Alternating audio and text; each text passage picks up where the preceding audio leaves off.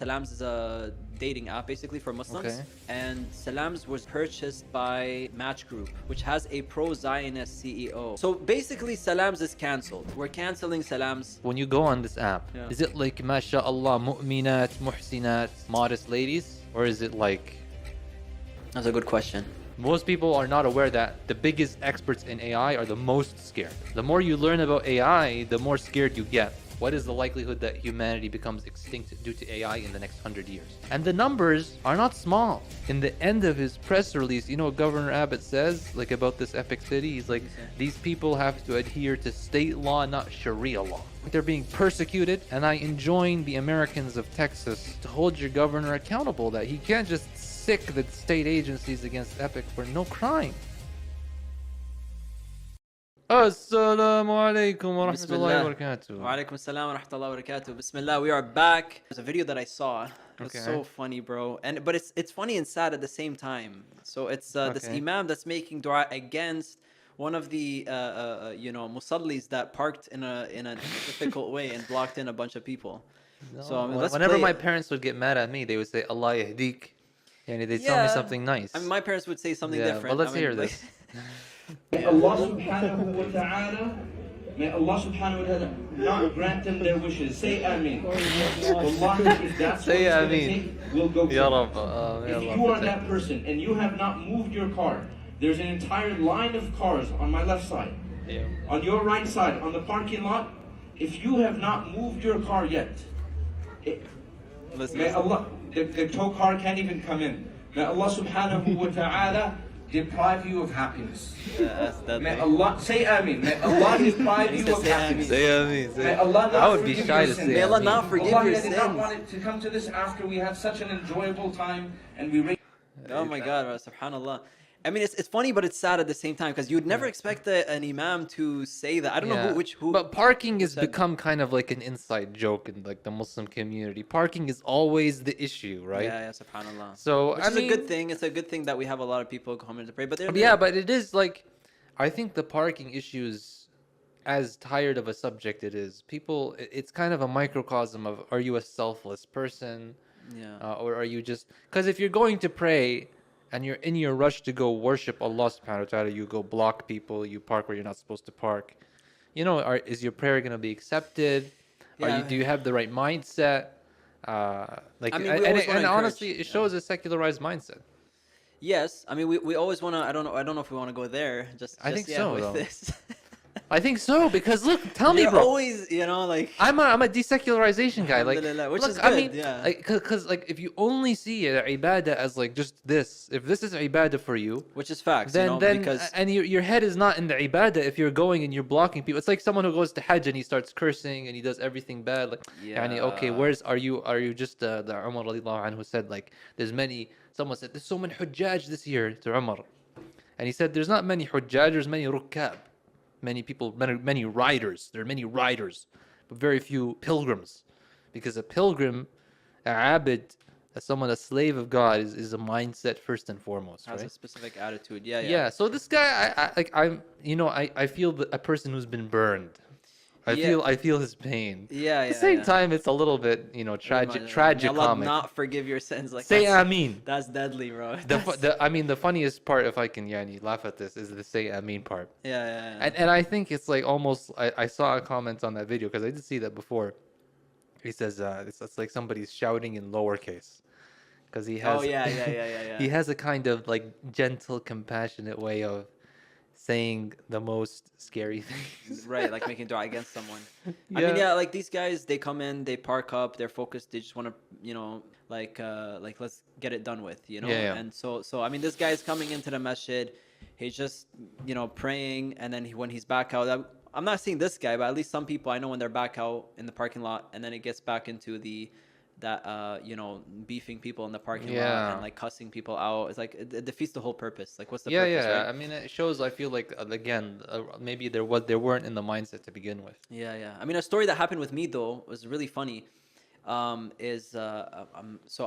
walk into the masjid. There's two people praying, right? Okay. It's two uncles, and they're standing beside each other. And so I go and I tap you know how we tap the person beside the lead. So to kind of come back. To come back. Yeah. Bro, I tapped him at the worst time ever.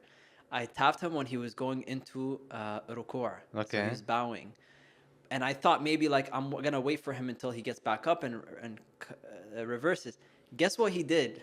He started walking backwards while he was in ruku'. Bro, he's walk. fully in ruku' and bowing, and he starts to walk backwards, and I astaghfirullah, bro, like to imagine it's just like this reverse motion while you're like, doesn't look good whatsoever. I don't think the uncle thought it through, but like he's just walking back, and you can just imagine like, you know, like step by step, and I'm just like, oh my goodness, I was just like waiting for him to finish.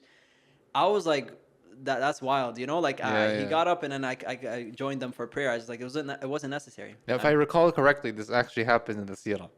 There's a hadith about it? Okay. So a sahabi saw somebody, he did like the kind of crab walk and in the masjid, and so he asked the Prophet ﷺ, you know, is this something right? Is it something wrong? So the Prophet said, don't do it. Right. So I mean, don't do it. Yeah, I mean, that's clear. It doesn't look good. It's not befitting. I would not, you know, this well, some things aren't as clear to people. It wasn't really clear to me. I thought it was okay, but the hadith clear. Worse is when you don't even know what this tap is, and you get tapped and you turn on, you're like, I've had that happen. That happened to you? Yeah. SubhanAllah. But yeah, and then one last story I think that happened with me was so alhamdulillah, like it's beautiful to see kids in the masjid, right? Like especially like, you know, families and women nowadays. It's you know, it's sad to see some masajid not even welcoming not being welcoming to women.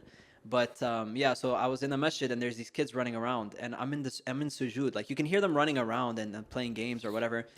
All of a sudden, like I'm in sujood, and I just hear these footsteps, no talking, just footsteps beside me, like one on my right ear, one on my left ear.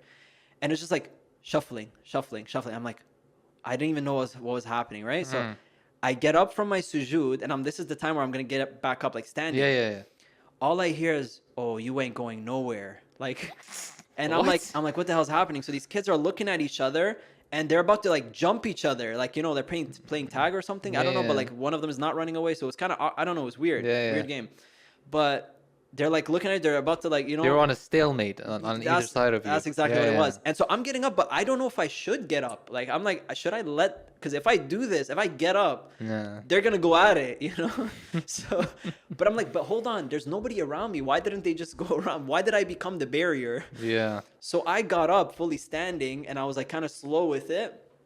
And I realized they just like shuffled a little bit, and then they booked the other way. They went behind me. So they still knew the rules of not crossing. You know, they were old enough to know not to cross. But you were the imam, or? I was by myself. I was just praying by myself. So praying like you're the imam. Yeah, you can say that. Yeah, I know if you're not the imam, you can. No, that's crazy. Like you were a hazard in their game. It was so funny. It was just like they both respected this rule that I'm the barrier, and it was just it's funny though. I didn't know what to do, and I got up, and I'm like, I'm about to laugh. How old are they? You know? That sounds like they're not too young. Well, I don't know. Maybe like 7, 8, 9. I don't know, something like that. Maybe they are, very young. Yeah.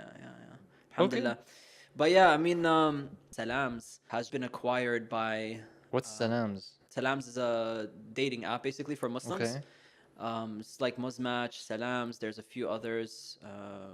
Can't remember their names, but those are the two biggest ones, I guess, we know of. And Salams was purchased by Match Group, which has a pro-Zionist CEO.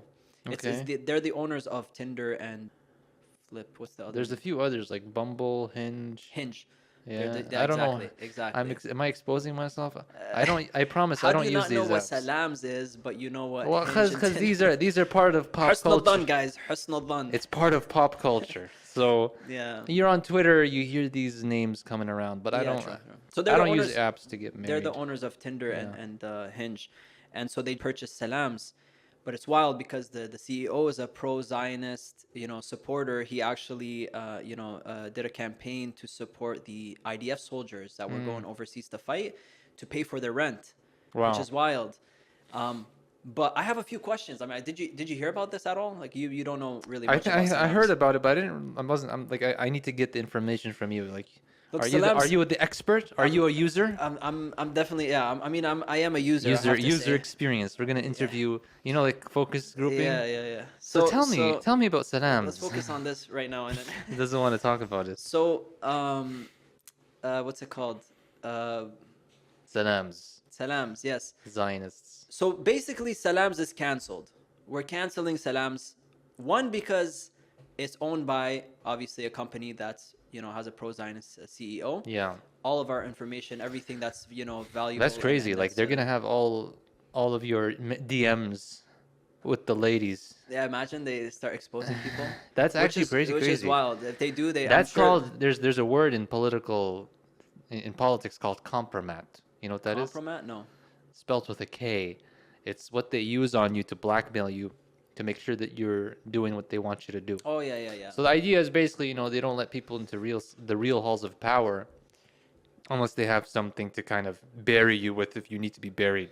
I mean, I don't think there's really that, that much of a significant kind of like demographic in on those apps. Not saying that they're not important people. No, but like they could become important. Anybody who used the app once upon a time and sent some racy messages to people. Which happens, by the way. There's so many stories. Like, yeah. I've heard stories from sisters I spoke to. You spoke on Salams. Yeah, I've met some sisters. Why is this guy on Salams? Tell me about Salams. First of all, let me ask you a question. Because I don't know much about You're trying to get married nowadays. What's good? Like, how? I'm trying to get married too. What are your methods? But let me ask you about Salams. Yeah. And other marriage apps. It's like when you go on this app. Yeah. Is it like mashallah mu'minat, muhsinat, modest ladies, or is it like? That's a good question. Makeup. Ain't judging, because I know people are gonna say, "Oh, but you don't know what's in their hearts." And, No. Well, like this, like for me, here's my dilemma. Yeah. Like a girl might pretty herself up on these apps. Yeah. But it means she's looking for a specific kind of man, or she's a specific kind of a specific kind of woman. Yeah. Right. This is my kind of like issue, is like the kind of person I would meet on such an app if I were to use it. I don't know if they're the kind of person I would want. Yeah, I mean, it depends what you're looking for. There is like a spectrum of Well, I'm looking for modest muhsinat. Yeah. So, look, I mean, nowadays it's generally like most sisters, I should say, that are trying to get married don't even use these apps. I feel like there are a few that are. But who's the demographic? You have the information. Who is using these apps? Generally, I felt like more. You can be critical. Yeah, I mean, we're here to be critical. I felt like more, liberal, more like. Yeah. But that's just generally what you get nowadays in the public, right? The Ummah has more liberal-minded people, but I've had very interesting conversations with people, like even just opening their eyes on certain things. But I've noticed for myself, when you're looking for somebody, you want to look for the person, or you're marrying the person that's in front of you. You're not marrying the potential that they can become. That's true. Very true. So that's hard to, especially when like beauty gets in the way, and then like then you're like. Blinded by love, or whatever you call it, think about beauty. Like, this is the point I was getting at. I'm immediately turned off, even if there's a beautiful woman, if she's not like if she's kind of flaunting her beauty. Yeah, that's an unattractive for me. That's an unattractive trait. I think for a lot of men, that's 100%. Nobody wants. So it's almost like a catch-22. Yeah. You know what that means? It means like you're screwed either way.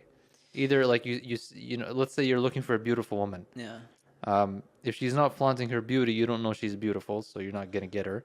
If she is flaunting her beauty, you don't like that character trait, so you're not gonna go for that. But there are some girls on there that like basically they're not flaunting their beauty. You can say a few.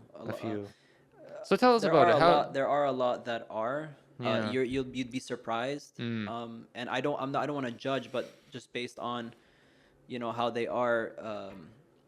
So give us the takeaway. Like, what, as a user, as somebody who's thought about this stuff. Yeah. To be honest, I'm a little bit younger than you, so I haven't really, spent as much time trying to get married. But what is your takeaway about these apps? Like, what's your take on these apps? What's your take on Salams? Well, okay, so there's this one thing that's it's like this illusion. this illusion of many choices. You go on this app and you're, you know, overwhelmed by the amount of choices that you have, although a lot of them you might not be interested in.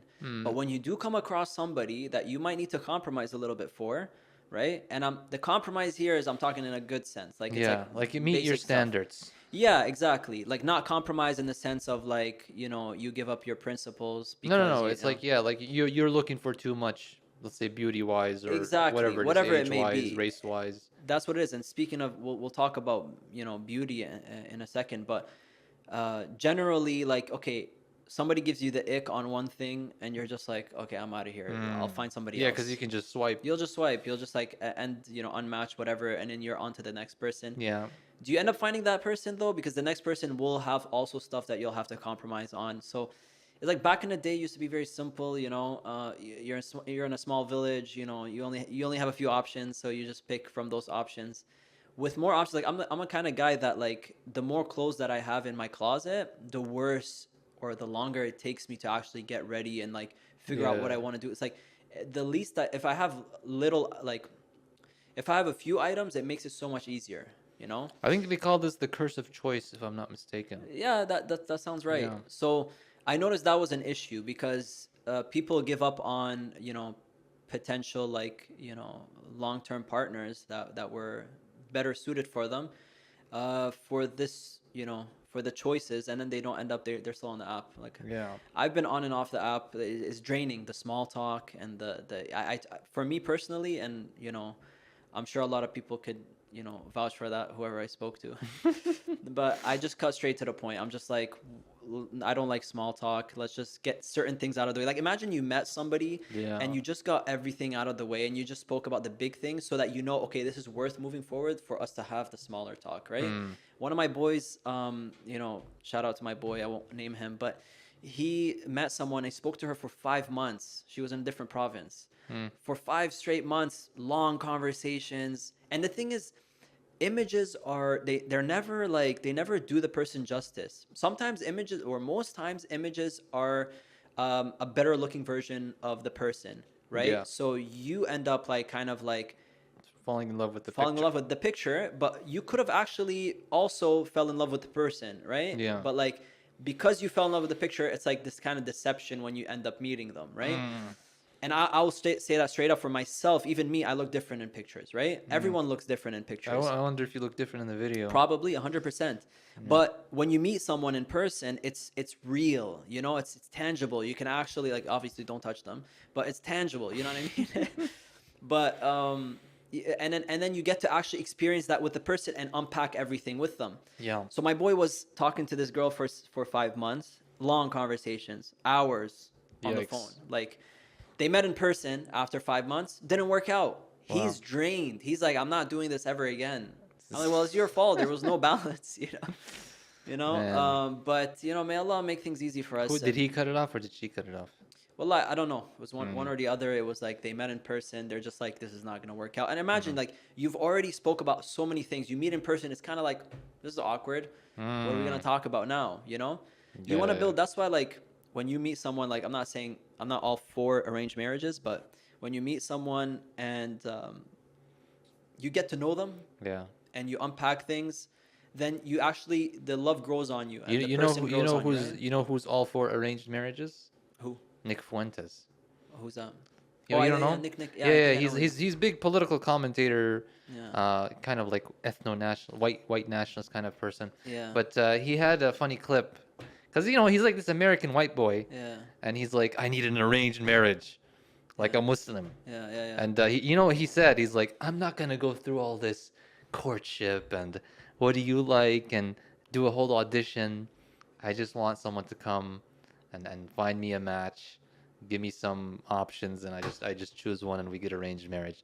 I need an arranged marriage. I've come to the realization, because if I am in this audition, I'm never going to be able to subject myself to that. where I'm like, oh, I gotta keep up the witty banter. I gotta put in all this effort and play this mating game. Oh, he opened the car door for me. Oh, he ordered for me. What a Chad. Oh, he didn't get the waiter's attention. That gave me the ick. I'm like, I'm never gonna be able to subject myself to that. I'm trying to reel him in. I don't think so. Not like that. I won't do it. Not for someone I don't even know. So it's got to be arranged. There has to be some sort of arrangement. Like I think like even white people or like even Westerners, let's put it that way, are feeling the pain. Like the dating scene is an exhausting thing, like you just mentioned. I mean, some of the diseases of the dating scene from a Western perspective are coming and hurting us, even though like in our tradition things were way simpler. Yeah, 100%. I mean, this guy, I don't really like him. Sure, but I'm just mentioning some of his stuff. I don't even like the way he's saying it. You know, it sounds but like oh, like he has it's an example of like how they feel. Well, usually Muslims feel that our tradition and our way of doing things is like outdated, and we're kind of chained to it. But it's liberating, and even it shows that, I mean, like people who have options, and he's somebody who would have options, would prefer no hassle. Yeah. If you could design a Muslim marriage app, how would you make it different? Oh, hold on. First of all, we didn't even finish with Salams. That's a betrayal to the ummah. Yeah. Right? Like, think about, you just sold, I don't want to say you sold your soul, but like, you sold a platform that was for Muslims to a company that owns Tinder and whatever, which is besides the point, but that has a pro-Zionist CEO. Like, wow. I'm sure you've done your digging. You know what I mean? Like, you're selling a whole company. Was the money worth it? You know what I mean? Like, who would do that? I don't feel like, it's like, I don't feel comfortable with the idea anymore. You know what I mean? There's still Musmatch out here. There's still, I mean, there's a guy that is creating a new app, I think, that's all a whole Palestinian team, and they're not gonna sell it for anything or whatever. So I don't know the name of the app actually, but yeah, like, first of all, I would not sell it. Like, you were asking me if I were to make an app, I would not sell, like, that they would be for Muslims, right? Yeah. So no, this is ridiculous. And we have let's face it, let's be very frank, we have a declined ummah. Yeah. And the decline of the ummah and the weakness of the ummah is not random. It comes from this kind of mindset of like, you would sell your own brothers out. We're not all in this together. And until that changes, like, we're not going to see the change. So this is what needs to happen. When somebody like what just happened with sells like this company to the match group, Muslims need to put on the pressure. Like, we can't let this person relax. Yeah. Like, they need to be boycotted. Yeah, there definitely. needs to be a campaign. No, definitely, guys. If anybody owns Salams, cancel it, close it, shut it down. Doesn't matter if you have. That's the least. This is even less than the least. Like, this person needs to be shamed and named and shamed. We put his picture on Instagram. Everybody should know his face. Everybody should know his name. Whoever's responsible. Whoever sold it, 100%. Yeah. No. I don't even know. The CEO. Let him dabir umuru. We don't care about him. Yeah. The guy who sold this is a betrayer. I thought you were gonna say a different word, which I would have agreed with. But yeah, definitely a betrayer. Well, there's a betrayer. So but this is look. Human beings, Muslims too, we respond to incentives. And the only way that we're going to be able to get ourselves out of this situation is if a Muslim billionaire, millionaire, CEO, professor, leader, scholar feels that they can just sell us out and we're not going to put pressure and they can get away with it. That's wild. Yeah. Bro, just like forget about it. We need to create a situation in which the pressure is exercised and felt. These people are named and shamed. You know, you can't get a job in this town anymore. You know that saying? Yeah. You're never going to get a job in this town because you burn the Muslims, and no Muslim should give you a job. No Muslim should give you light of day because you've shown your true colors. And once you create that atmosphere, then you're not going to see this kind of stuff. Even the bad ones will stick to the situation. Were they? They'll stick in the right way. Yeah. Were they even Muslim? Maybe if it would be so bad if they were even Muslim in the first place, and we just like, Yo, we're just like, That would be worse. What are the other methods of getting married other than the dating apps? Okay, you can go through the masajid, you can have your family look for you, you can meet people through school and through work and all that. But you know, when you're limited on options, then the thing about the dating app, which has made it so successful, and even in the non-Muslim world, like you can see the graphs of like how people used to get married and how that changed. It used to be like 50% church and then 20% workplace and 30% through friends and family. And then like you see how the graph changes and it almost all became online, how people meet their spouses. And like apps is where people can solicit each other safely. You go chat up a girl at the bar, you know, from a Western context, she might now accuse you of harassment and whatever. This is how they experienced it, and like, okay, dating apps, we know what we're coming here for. And that's why we have like mahrams and stuff to protect the woman. So in Islam, there's already, and even the men, protect them from potential, you know, accusations that are not true. But I think right now in the Muslim community, we've become more disconnected. So like you don't have kind of a family masjid network, or it's very limited. Some people have it, some people don't, and the people who don't kind of feel need to get to these apps perhaps to find more options or whatever. If you're pushing 30 or 40, just, you know, there's still options for you. There's still a way to get married, inshallah. Do not resort to, you know, the new AI world and the robots. And I've been seeing a lot of these problematic Marrying an things. AI? Marrying an AI or like a robot. That's going to become possible very soon. Which is wild. Like, I mean, I don't know. I'm seeing these AI videos and like AI speech, AI video, AI thinking. The robots are coming out. So it's going to be physical too. I've been seeing a lot. Bro, imagine robots being out here like regularly and like, you know, policing the streets, and there's so many things that I think people, you know what I think is going to happen? I think people are going to revolt. Revolt against the robots? People are going to start abusing these things. Yeah. They're just going to see a robot and they're going to but you see all these movies. We've already watched a lot of movies. Terminator. Well, there are other movies too where what was the one that was Cloud 9 or something? I can't remember the name of it, but it was like District 9 or something. I've not seen that. Something related to District. I think it's that movie. I watched it a long time ago. But anyways, there are movies where they show like people and robots and how they interact and like. I've heard of Westworld. I haven't seen it. But it's like a kind of a theme park with AIs, and you get to abuse them, and then they fought back. It's and like stuff GTA 5 or something? Yeah, like you get to be like real life GTA 5 with robots. Yeah, but they're going to come back at us. You know? Yeah, bro. That's what's scary. I just saw a new AI forecast. Okay. It's called AI 2027. Okay. Oh, that's 2 years from now. Yeah. So these guys, they predict how AI is going to evolve over the next 10 years. And the main guy on this team, so this team has ex-OpenAI employees. This team has ex-super forecasters from RAND Corporation, or who are ranked the highest by the RAND Corporation. You know what a forecaster is? These people are experts at making predictions based on data. And one of the people on the team, he actually made a prediction in 2021.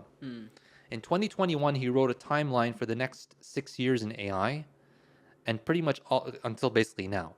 Pretty much all of his predictions ended up coming true.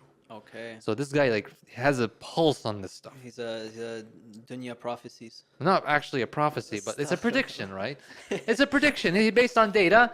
Most people get it wrong, but he got it right. Okay. Right. So what these people are saying in the AI 2027 prediction is that over the next couple of years, AI is going to get to the level of human beings.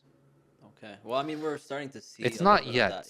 It's not yet, but it's going to get to a level where it's like data centers are going to increase. People are going to spend more billions and trillions of dollars on data centers for AIs. China just did, by the way. They built one under the water. Huawei's like doing crazy things. Yeah. Like they have these new research facilities. By the way, China's kicking the West's butt on this stuff. Yeah. Like the next generation might be Chinese. Like learn Mandarin people, right? So China is going to be in an AI war with the US. So these guys predict that due to the ability of AI companies to kind of steal each other's weights. You know what a weight is? No. So AI models are trained based on these numbers called weights. Okay. This is just a kind of a simplification for you to help you Because I'm understand. a simple person. Yeah. To help him understand. That's fine. Thank you. We Okay. understood what you meant. So All right. this is not exactly true, by the way. I just simplified it for you. Okay. Thank you. So AIs have weights, and China can steal the weights. So you still didn't fully explain what it meant. Like I don't want to. you don't need to. It's a little bit hard for you. So weights are like they're parameters on the AI that kind of like, you know how you have neurons in your brain. So they're not just 1 or 0. Like you can have a specific weight on them. Like how much is this neuron weighted? So the same way the AI works with all of its connections. Neural network. I might even be wrong about this because I'm not. That's fine. I'm kind of putting him down. You did some research, which is. I did some research. I'm more expert than him, so I'm the expert on AI here. Mashallah. And I have a degree in computer science, but trust me, that doesn't help me understand this stuff because I haven't studied AI. So anyways, okay. So there's some weights that could be stolen. So yeah. So anyway, but the point is that these people project AI between U.S. and China is going to remain near parity. I mean, they're going to stay around the same. They're going to be neck and neck. Okay. There's going to be these big AI companies like OpenAI and Anthropic and xAI. They're going to... Grok AI, whatever. That's xAI. Oh, okay. So somebody's going to scare the American president with what these AIs are going to be capable of. And the American president is not going to exactly nationalize the AI companies, but he's going to put the AI companies into a sort of like defense contractor role. You know, like how you have like Lockheed Martin, Northrop Grumman, like those are private companies, but there's specific security requirements. They have a relationship with the American government. Is the same thing is going to happen with the AI companies. Right now, they're kind of operating in Wild West mode. That's not going to last. So he's going to basically... instead of privatize, is it privatized? It's not national. So nationalizing is when the government takes control of a company. That's not going to happen. So right now they're private companies. Yeah. So the government will eventually, very soon, according to these guys, sometime in 2026 or 2027, they're gonna enter into kind of a security contractor role. Now, what's going to happen? You see, in the AI world, there's a battle between the accelerationists and the alignment activists. You're going to have to explain. Yeah, so accelerationists say, we need AI to go faster and faster and faster and just like let the technology loose on the world. That sounds very dangerous. It's very dangerous. They call themselves effective accelerationists. They call themselves accelerationists because they think that, the tech might hurt people maybe in the short run, but in the long run, it's going to be better for humanity. Yeah, but why accelerate? Like, what's the rush? You know what the singularity is? No. So... basically, AI is going to become so smart, it's going to consume all the resources in the world, and we're going to be part of its collective conscious. The hell? And it's going to simulate us. This is sounding like that one movie. It's like The Matrix. Yeah. Yeah, but but without getting too much into the accelerationists, their weird thinking. Yeah. Then there's the alignment people who say we need to make sure before we let loose the dogs of war on AI, we need to make sure the AI has human values. Yeah, okay. We need to make sure the AI is not going to go and like decide we need to turn all human beings into paperclips. Because the AI is not a human. Maybe it decides it's going to go nuts on us. And that's the premise of The Matrix. It's the premise of Terminator. It's the premise of a lot of these movies, which we grew up on. Anyway, that's like what they're saying, what they're predicting. Yeah, go ahead. No, I was just going to say that's like typical, scary movies where they know they're not supposed to do something, but they still go right into it. And it's like, like right now there's two motives. From the AI company's perspective, it's profit. Yeah. They're going to accelerate and kind of override the safety guardrails over profit. And actually, Sam Altman, the guy for OpenAI, they tried to do a coup against him at OpenAI. Because the OpenAI... Yeah, this was old news. This is like almost a year old now. But the board had a lot of these alignment people in it. So again, I told you there's two factions in the AI world. This faction was lots of them were on the board. Madhabs. Yes, there's two sides, good and evil, whatever you want. So the alignment people tried to get rid of Altman because Altman was like they felt he was just ignoring the mission of OpenAI to be safe. And so a lot of them left and they founded Anthropic. These are the cloud people. Claude. Anyway, so since then, there's the profit motive, and then there's also the America versus China motive. because we can be all safe here in America and make sure the AI is aligned and ChatGPT is very friendly and it doesn't teach you how to make meth or anything like that. But if the Chinese just kind of say no safety and they go full throttle, they might pass us. They might pass us. Yeah.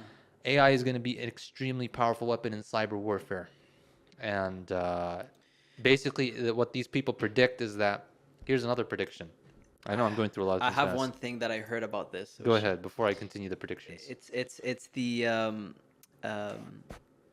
that someone said, I can't remember who, I watched a video where he said that AI could technically, or could at some point, create a virus that kills us all, because it's going to be so advanced, understanding everything, putting things together, that it could potentially make a virus that will kill us all. There are a lot of AI extinction scenarios that have been devised by this madhab, because they're very scared about this happening. Yes, they've thought about this. They've thought about AI kind of. So I think this might be the most common one, is that like AI decides it needs to eliminate humanity, so it creates a biological weapon. And some people might be like, well, how can like a chat GPT do that? Right? It's on the computer. How's it going to access a lab? But AI can manipulate human beings. Human beings have incentives, so it can kind of speak to human beings. It can negotiate. It can persuade, and stuff like that. It can offer people things. Anyway, like there's all these kinds of doomsday scenarios. What's very interesting is, have you heard of P. Doom? I've heard of P. Diddy, but he's in jail. Well, he's a different kind of doom. Yeah. But P. Doom, it means probability of doom. Probability of doom. Meaning, in the AI, like of Armageddon, or of human extinction. Yeah, yeah. Okay. So in the AI scene, everybody is expected to like have their own assessment, their prediction of P. Doom. What is the likelihood that humanity becomes extinct due to AI in the next 100 years? Yeah. And the numbers are not small. Like AI experts, they hover around like 20 to 40% of P. Doom. That humans are going to become extinct in the near future due to AI. Some people are like way higher, like they're like in the 90s and the 80s. And some people obviously are like very low. So there's a very famous person part of this madhab. I'm going to use like this, the alignment people, Eliezer Yudkowsky. I don't know if I'm pronouncing his name right, but he's like saying like P. Doom is like khalas, it's like 100% almost. Like people we're past the point of no return. And then there's people who think he's crazy, but it's interesting to see the debate that's happening right now. Most people are not aware of the debate.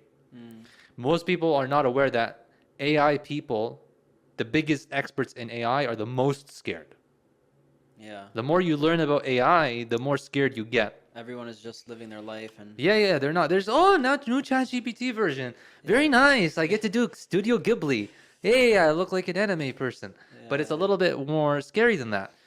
So another prediction is that I think they said by 2027, this is why they made it AI 2027, if I'm not mistaken, is that something special is going to happen, which is that AI is going to get smart enough that it's going to be able to speed up AI research. So it's going to have a very smart AI who can do better AI research than the human being. So it's going to create a better AI researcher than itself, and you're going to have a multiplication. You're going to have exponential hockey stick. Boom! They call it foom. Which makes sense. The scientific word for it is foom. Foom? Yeah, I think FWOOM. Okay. This is the foom scenario. This basically, things are just going to go, the world is going to change in like a year. From 0 to 100, like... Yeah, the world is going to become unrecognizable. You're going to have thousands of copies of AIs, which are ultra super intelligent, way smarter than human beings. And they're going to seize the economy. The economy is going to become AI dependent. The AI is going to run the economy. The AI is going to run the government. And you're going to have a few technocrats you're going to have a form of techno-feudalism, a few government, politician, and tech oligarchs who basically run the world. This is the prediction. That's wild. Why it might happen. And this is, by the way, over the next decade only. You know what this actually reminds me of, which is very like scary, but the world is moving already in a direction of control. With the surveillance state. Like I went to the UK recently, and bro, it's my first time in the UK. Cameras everywhere. Yeah, it's one of the most surveillance cameras per square mile or whatever. It's wild. Per capita. It's wild. But I was told even with all the cameras, people commit crimes and stabbings and the phone, stealing the phones. You probably heard of that in London or whatever. Yeah. But they still don't get caught. There's still a lot of cameras, so it's surveillance state. I mean, I think in Dubai or something that the camera catches you if you're not wearing your seatbelt or if you're on the phone. It actually detects you, Bro, it's wild. So we're already moving in that direction. But recently I heard that there are these 30-minute cities that are being created. Wild. What does so that you probably mean? don't know what that means. Yeah. So let me explain.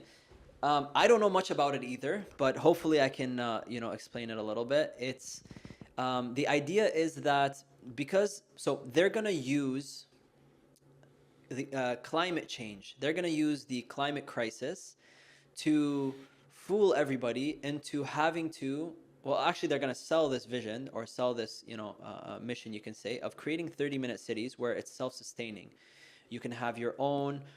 You'll have your own agriculture there, your own farming, your own, kind of like support yourselves with all of the resources within that area, the 30-minute cities, right? And it will become a means of like saving the planet, but in reality, it's creating more control. This reminds me of a movie called In Time or it's with Justin Timberlake and whatever, he's the main guy. Yeah. And it's basically like there are these cities and it goes from the poorest to the richest, and to get into the next city you have to, so basically they have a time. They have like 1 year, I believe, that's on their wrist, Printed on the wrist. Yeah, on their forearm, you can say. Yeah. And they it stays 1 year up until you're 18. Once you hit 18, your time starts ticking. Once you reach 0, you die. And then the time is the currency, right? So they give each other the time or they get paid by time and whatever. And then you can see how some people have millions of years, the rich people, right? And then some people have, like, literally there are some in the poorest places where they're living day by day, paycheck by paycheck. So every day they get 24 hours. When they work 12 hours, That's a good allegory. They get topped up another 12 hours. So they come back the next day with another 24 hours. So they're constantly just in that, like, day by day, just being a worker, right? It is a good analogy, or a good It makes communism seem a bunch more appealing. Yeah. Not that that's the solution, of course. This is the fault of capitalism, but It's like, Islam, if you don't have a job in Islam, you get zakat. You're not going to be left to just die. the government takes care of you. Yeah. 100%. We Even the widow and we invented the welfare state. yeah, alhamdulillah, yeah. Well, I Allah think subhanahu wa ta'ala. Bayt We didn't invent it. Allah subhanahu wa ta'ala revealed it. right. That's the Bayt al-Mal, right? Where Yeah, exactly. Yeah. Zakat, Bayt al-Mal. Yeah. So even the widow and all that. is Yeah, taken care of. even unemployed people who are not making ends meet. Yeah, so it does remind me of that movie where they're stuck in those cities, and to get out, they have to pay a certain amount of, like, so the first city to go from the first to the second, it's like like a month. Second to third is like 3 months. Third to fourth, whatever. You know what I mean? Yeah. Like, it gets to a point where you have to pay a year, you have to pay like a few years, whatever. And then, like, the whole point of the movie is that they they resist the system, and they give time back to the people and fix the system. Sounds like a very communist movie. Yeah. Yeah, that's what it sounds like. I mean, that's the problem when you have two dominant ideas in the world. It's like either communism or capitalism, which is another whole topic on its own. It's interesting to know that religions they're not on the same playing field as these ideas, because these ideas are holistic systems, right? Yeah, but Except people they don't miss think about Islam on this playing field, even though it is. That's what it is. That's what I was Yeah. gonna say. It's the only it's the only system outside of those two. Yeah. And that is not considered a religion like the others, which is void of a systemic kind of like structure, or you Yeah, could say well, it's devoid of like a way to kind of exist as a society, like as a system, as you exactly, mentioned. because other religions don't really Yeah, have like that, other religions are like a personal opt-in basis. Like, here's a personal code. Here's like, a spiritual way to engage with God. which Islam has, but it has It does have everything. that, It but has, like, but then exactly, it has prescriptions for the rest of life. yeah.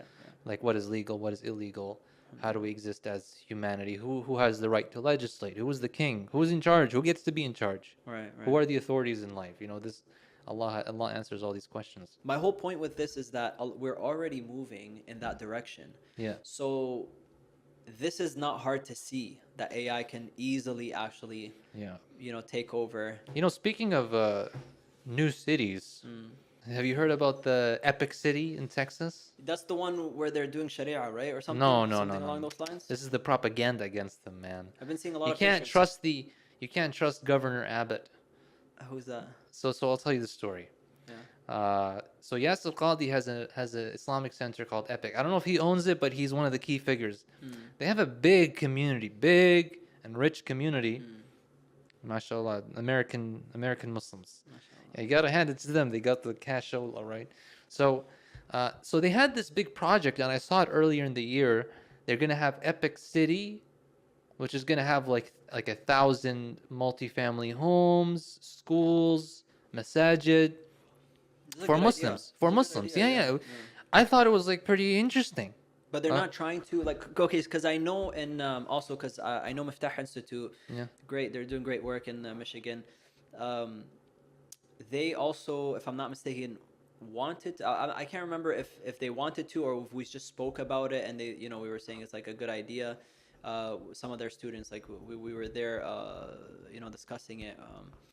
But basically, I think a lot of Muslims are thinking the same idea of creating like let's build our community, let's come together, and because we talk about it all the time. We talk about all the time is that us living with non-Islamic influences has taken our kids away from Islam. They've not felt Islamic community. So let's kind of surround ourselves with like-minded people. It's a nice idea. They had Epic City and they had Epic Ranches. Like ranchers, like Texas ranchers. You know what a ranch is, right? It's like a farm, right? It's like a farm with cattle and stuff like that. So they're gonna be epic ranches for Muslims. Yeah, I mean that's Yeehaw, that's a good idea. Americans. Yes, some Muslim Americans. So anyway, when I saw the project earlier in the year, I felt that there might be a reaction. And the reason why is because people who understand American culture or American attitudes towards Islam, especially the South. Texas is a Republican state. There's lots of irrational fear of Muslims. Let me put this into perspective. Muslims are like 1% of America. Yeah. 1%. 1 measly percent. In France, they're like 10 to 15%. In Britain, they're like 10%. Canada is also very few Muslims as compared to Europe. So America, which has very few Muslims, there are Americans who genuinely believe, or at least they claim to believe, that Muslims want to implement Sharia. They want to take over. Yeah. They have this term. Have you heard creeping Sharia? No. Creeping, you've not heard them use the word creeping Sharia? No. So creeping Sharia is Muslims who are taking positions in society, in American society, and they're stealthily trying to bring in the Sharia. These Arabian peninsulas. I mean, it's not something that we're alien to since 9/11, right? Since 9/11, there was a strong reaction against that, to an extent, which is understandable, right? Like this is something that kind of came into their world. Not that, anyway. But this, it's irrational. Like these guys. We know these guys. We know Yasser Qadi. He's like, I'm an American, and we just need Muslims. Yeah, like we criticize them for being too liberal. Yeah. So it goes to show, on one hand, that there's no such thing as being, let's say, liberal enough for the Westerners. Wherever you go, however much you try to please, there are going to be irrational elements of the West who are always going to see you as a Muslim if you claim Islam. Even this ex-Muslim murtad who drove through crowds in Germany during the Christmas. You remember this? Not really. So there's a guy, he's ex-Muslim for a long time. Yeah. And he wrote very mean things about Islam, and he drove through a crowd in Christmas, and I think he either killed himself or he was gunned down. And you know what these same types, these counter Sharia types or creeping Sharia types, they're like, this guy is a secret Muslim. Oh, that's why he did it. Yeah, they want. Does it? You can even be, bro, murtad, then they'll still claim it. Yeah, they want to put anything. He was doing taqiyya. You know what taqiyya is? Yeah, lying, basically. Not taqiyya, taqiyya. Yeah. That's how they say it. Taqiyya, bro. So yeah, and they accuse, like, and these are the same. Like, I'm just trying to get you into the headset and the mindset. Yeah. These are the people who say Barack Hussein Obama. Yeah. This was the Republicans. Barack Hussein, he's a secret Muslim. You know, they would say, we live in such a messed up country where veterans sleep on the streets and a Muslim sleeps in the White House. This was with Obama. Yeah. I find that a funny joke. Stupid, yeah. You know, I mean, but this is again, like, you know, not all Americans are like this. Yeah. But it's politically opportunistic, I think, that Governor Abbott of Texas is exploiting these fears of Muslims that maybe some people in America have, to kind of seem strong on American values or Western values. Even though, let's be very frank, what are American values? American values are freedom of expression, freedom of religion, freedom of assembly. You know, if you're going to shoot down this project, you know, he called 12 state agencies to investigate Epic for criminal activities. Yeah, good luck with that. Bro, like, this is serious. Yeah. Like, there's no stated crime. There's no suspicion of crime. In the end of his press release, you know what Governor Abbott says, like, about this Epic City? He's like, these people have to adhere to state law, not Sharia law. Like, where are these? But again, are they trying to? No. Oh. No, but and even me saying no, there's probably 10 people in the comments saying taqiyya. Yeah. This is the mindset, my friend. Yeah. So again, and I think Governor Abbott is smarter than that. I think he's he's exploiting a specific ignorance that exists in his society. Yeah. To kind of, again, use Muslims as a scapegoat. He needs to show he's strong. He needs to distract. He needs to rally the base. Whatever he's trying to do, and it's very devious for him to try to use a tiny Muslim minority.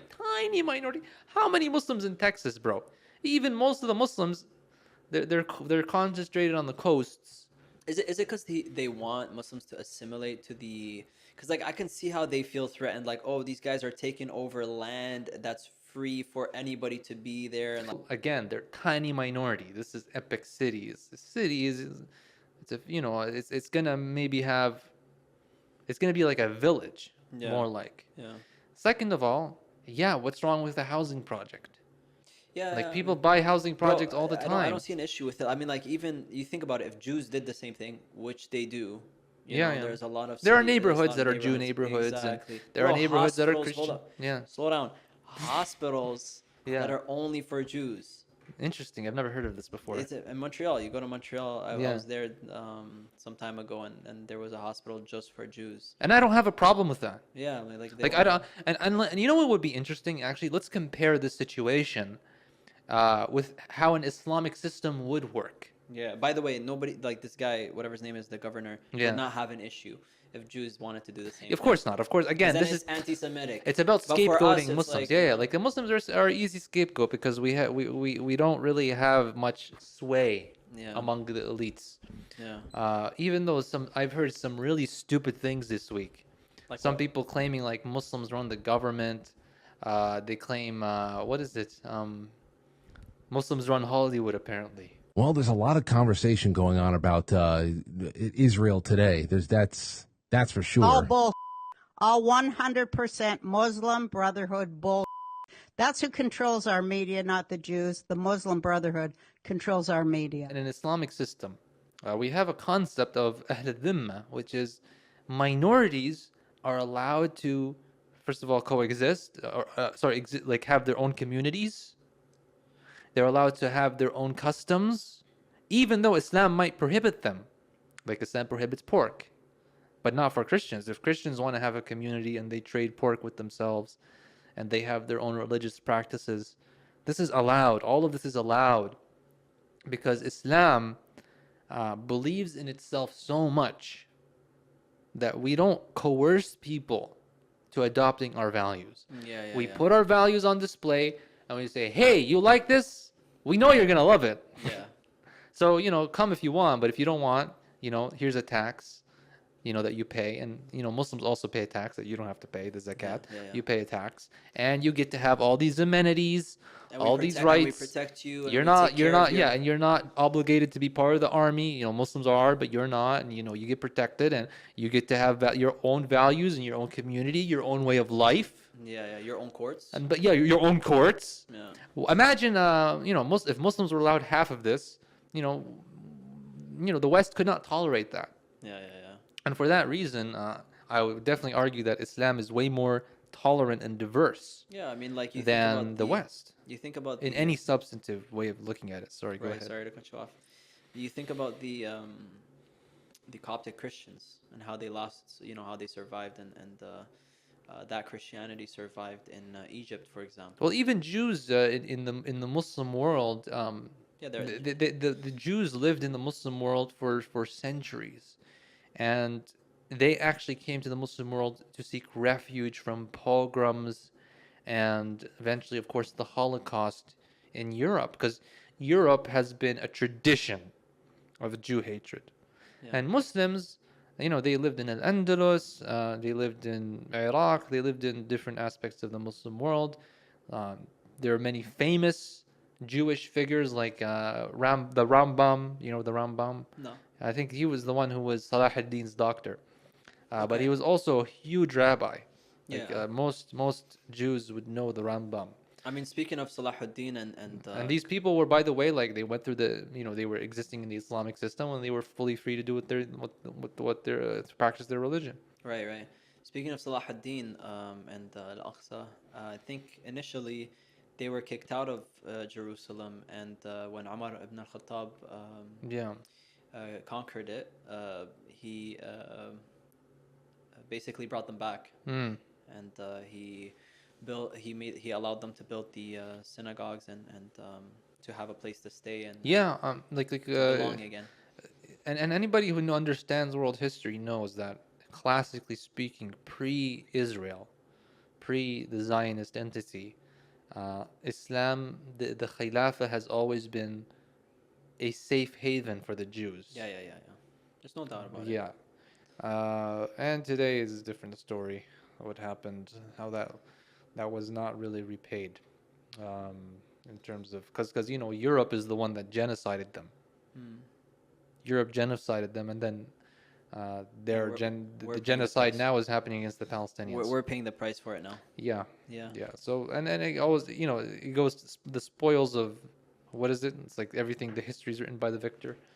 Like the winners of the war get to decide what to do. So the West won World War II. They got to drop, or the West won World War I, because this is when it started. Yeah. They got to drop the map.